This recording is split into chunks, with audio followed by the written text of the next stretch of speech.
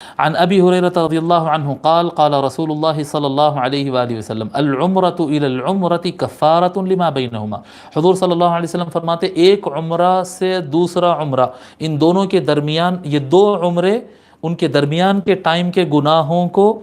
معاف کرا دیتے ہیں، کفارہ مٹا دیتے ہیں۔ دو عمرے، ایک عمرہ کرتا ہے بندہ، پھر اس کے بعد ایک عمرہ کرتا ہے، تو اس درمیان میں جو بھی صغیرہ گناہ ہوتے ہیں، میں پھر بتا دوں یہ بات کہ اس سے مراد صرف صغیرہ گناہیں ہوتے ہیں، کسی کا مال چوری کر لے کے عمرہ پہ چلے گئے اور میں 2 عمرے کر لیا تھا، بیچ میں چوری کرا تھا، وہ معاف ہو جائے گا؟ نہیں، یہ کبیرہ چوری کرنا اور اس طرح کے جو کبیرہ بڑے گناہ جو ہوتے ہیں، یہ اس کے لیے خصوصی توبہ اور کیا کہتے ہیں اپنے عمل کو درست کرنا، اور جس کی تکلیف پہنچائے اس کی پھر پابجائی کرنا، یہ سب لازم ہوتا ہے۔ ایک عمرہ اور دوسرا عمرہ، یہ دونوں عمروں کے درمیان اگر کوئی صغیرہ گناہیں ہو جاتے تو یہ دونوں عمرے اس کے لیے کفارہ اور اس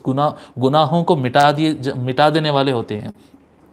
والحج المبرور لیس له جزاء الا الجنہ، اور مقبول حج وہ حج جو خالص نیت سے کرے اور اللہ قبول کر لے۔ اگر کوئی